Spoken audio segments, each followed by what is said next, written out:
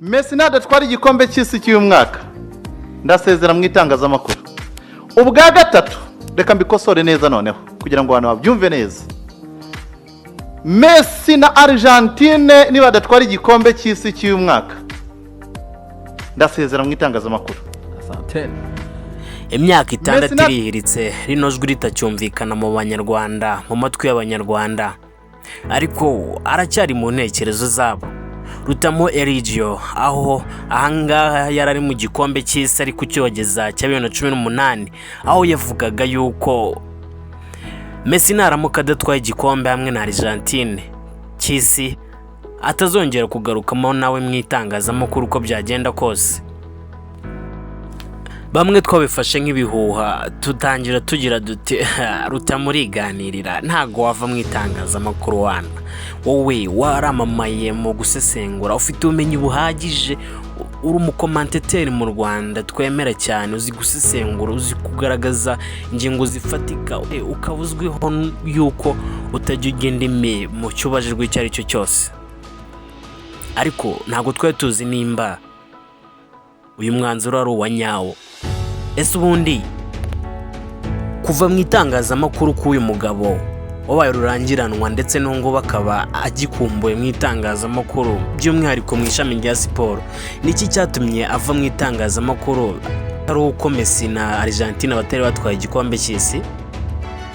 Ese koko hari cyo gikomeye cyane cyasizwe n'uyu mugabo mu ishami rya siporo mu gihugu cyose, by'umwihariko mu busesenguzi bwa ruhago?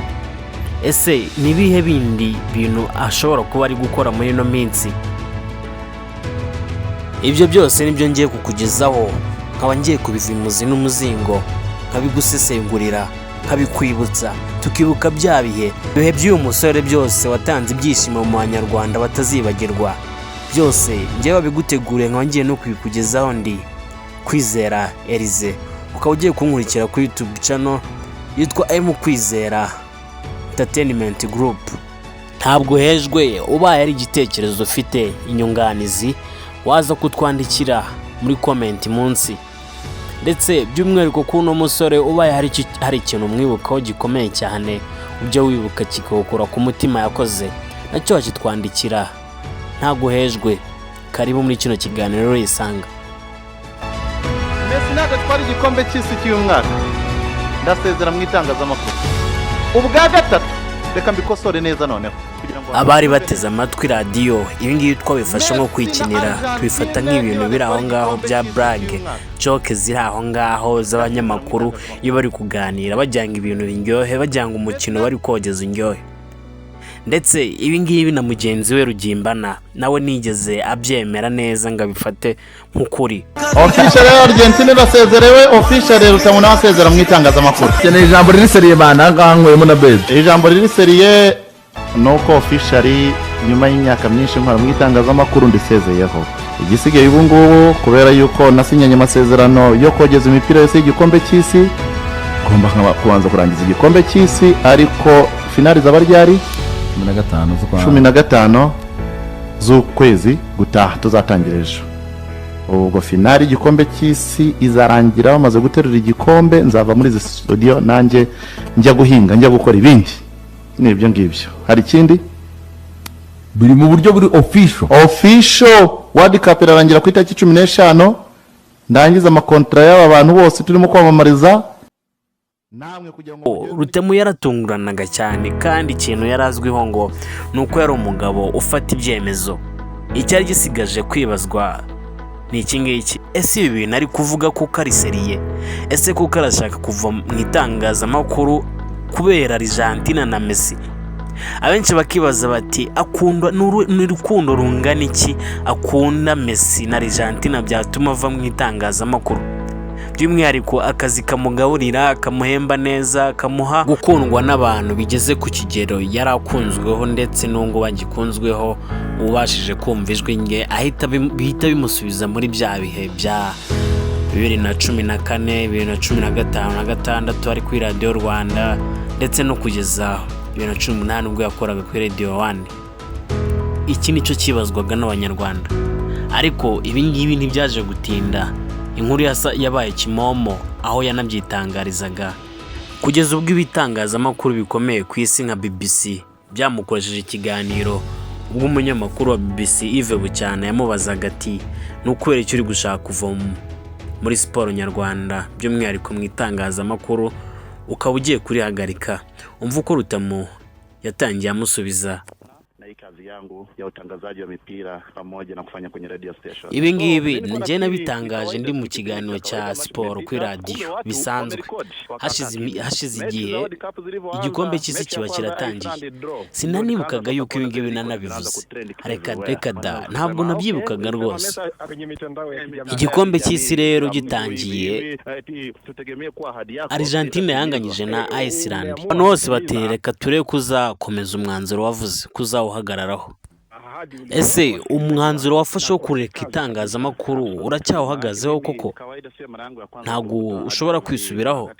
Ndibuka igihe nari umuvugizi wa Sunrise naravuze nti ntabwo nzigera no mu Rayon Sport njya kudutsinda inshuro zirenga ebyiri cyangwa se zigera kuri ebyiri. Navuze ni nitsinda inshuro ebyiri nzahita negura ku buvugizi bwayo. Natsinze inshuro ebyiri nahise negura mvaho mbivamo. Njye ndi umuntu uguma ku isezerano, ndi umuntu w'isezerano. Gireje itariki 15 ngo igikombe cy'isi kirangire ubundi ngo nve mu itangazamakuru kabisa. Ateganya gukora iki nyuma yo kureka itangazamakuru kandi ubona muri ibi bihe akazi karabuze Rutamu? Yego rwose ibyo ndabizi, ariko nzi ko hari ibintu byinshi byo gukora. Nibyo natangiye by'ubucuruzi bw'abakinnyi, rero nshaka kuba nakora umwuga wo gucuruza abakinnyi mu buryo. Akimara kuvuga ibyo ngibyo ndetse amaze no gusezera itangazamakuru muri 2018 mwirangiye ry'igikombe cy'isi, nyuma yaho ikinyamakuru Nyarwanda cyahise giterura giti mu mikino ya nyuma y'igikombe cy'isi cya 2018 nibwo Rutamu yasezeye itangazamakuru. Icyo gihe muri Nyakanga ahita ajya muri Amerika kubayo. Si ibi ngibi gusa, ikinyamakuru Inyarwanda kandi cyakomeje gihishura amwe mu mabanga tutari twigeze tumenya muri icyo gihe. Bakaba barongeye barandika baterura bagira bati aho ngaho muri Amerika akaba yarahamyaga ko agiye kwiga ibijyanye no kugurisha abakinnyi. Gusa Inyarwanda turakomeza tuvuga yuko ifite amakuru ko uyu musore yari afite umukunzi, akaba yari afite gahunda yo kujya kureba umukunzi we muri Amerika, muri Leta Zunze Ubumwe za Amerika. Kuri wa gatandatu tariki 20 Mata 2019 nibwo Rutamu yashyize ku mbuga nkoranyambaga ifoto ye ari kumwe n'umukunzi we, avuga yuko bwa mbere yihebeye uwo mukobwa cyane, akaba yaramutwaye roho.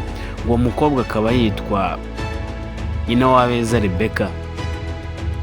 Ahangaha byagaragaye mu ifoto yatumye benshi bakeka ko Rutamu yari amaze kumwambika impeta. Iyo foto yaherekejwe n'amagambo agira ati nakwiyeguriye n'umutima wanjye wose kuva ku munsi wa mbere twahuye, ndagukunda.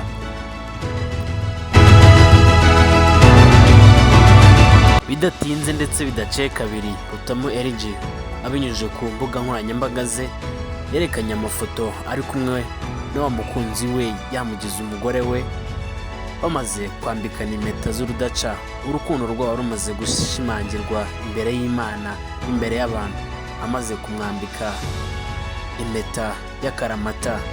Ibi ngibi byatunguye benshi cyane, dore ko ikinyamakuru Umuryango kizwiho kwandika inkuru zicukumbuye cyanditse kigira giti umunyamakuru Rutamu RG wamamaye cyane mu kogeza imipira yabo yo mu Rwanda no hanze yarwo yakoze ubukwe bw'ibanga n'umukunzi we Nyinawabeza Rebecca ku cyumweru tariki ya 7 Nyakanga uyu mwaka mu birori byabereye muri Leta Zunze Ubumwe za Amerika, ubwo hari muri 2019 kandi yaramaze gusezera itangazamakuru muri 2018. Ibi byahise bigaragara yuko Rutamu RG mbere yuko asezera itangazamakuru yaramaranye igihe kinini n'uyu mukunzi we. Ahanini akaba yarashakaga no kuba yagira bimwe ashyira ku murongo, harimo no kubanza gushinga umuryango ndetse agakomereza no mu kugurisha abakinnyi, akajya no gushaka impamyabushobozi cyangwa se impamyabumenyi yabyo. Akabikora yitonze nta zindi zabiranega ziri aho ngaho ziri bumubuze gukomeza gahunda ze yarasigaye ashyira imbere. Uyu munyamakuru wari warabigize umwuga akabikora bikunze, ntitwasoza ikiganiro tutavuze ukuntu mu gihe yari gusezera umufana yamuhamagaye akamubwira mpano magambo agira ati umva ngusaba akantu kamwe. Yego. Mbabarira wimbabaza hejuru y'ukuntu mbabaye. Uramutse ugiye ku giti cyanjye ni David Habagusenga Ikigoma. Yego. Uramutse ugiye ubwo Radio 1 nijye nyine ariko ndayisiro yo frequency yayo nanjye muri telefone yanjye. Uramutse ugiye subona message agiye subona nasigande kwezi. Oya humura ntago ari ryo herezo ry'isi. Ariko sugoteo ubwo mu mwanya ibikubaho wewe biramutse bikubereye ubu bwagenza gute? Nakunde nyine bijya bibaho ariko ibi ntagiye mutubabarira koko kwezi. Imana nibize wana aba batipe se bajya ngo ni inyanya cyane ngiye guhinga inyanya. Rutamu abatipe bihore kabisa ariko ibyo uwo mwanzuro rwose ureke. Uramutse uvuye ku iyo radiyo ukava mu itangazamakuru na misi yagiye bizambaho uzabyirengera. Reka Yesu atabare. Umva nkubwiye Rutamu ariko ndacyakogereza imipira uzi ko dusigaje maci hafi zingahe Theo zisigaye 10 zingahe zose zo kukogereza humura rero. Umva Rutamu hindura umwanzuro nawe rero ntatubyumva. Hindura umwanzuro cyangwa se bizambona uzabyirengera. Aya oyo kandi bigeze bibaho hindura umwanzuro nyine bivuge ndawuhindura numva kuri telefone. Urakoze cyane. Urakoze. Si umufana gusa utarabyiyumvishije ndetse n'umwe mu bayobozi bakomeye ba Radio 1 na TV1 Angeli Mutabaruka nawe yagize icyo abivugaho bamubwiye ku byo kugenda kwa Rutamu Yarigiyo. Umva uko yavuze. Rutamu nawe buriya mufata nk'umufana w'ikipe ya Argentine cyane wafite uko zanzwe muzi.